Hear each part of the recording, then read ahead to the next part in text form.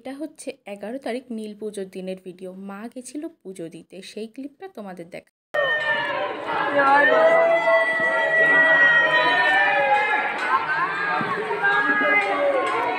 আমার মা না পুজো দিতে গেলেই কান্না করে দেয়। চড়কের দিন না আবার শিলাটা নিয়ে বেরোনো হয়েছিল সমস্ত লোকের বাড়ি বাড়ি। এইখানে পুরো চৈত্র মাস ধরে মানুষ নিরামিষ খেয়ে থাকে এবং প্রত্যেকের বাড়ি এই শিলাটি পৌঁছে যায়। এটা হলো হাজরা নাচ।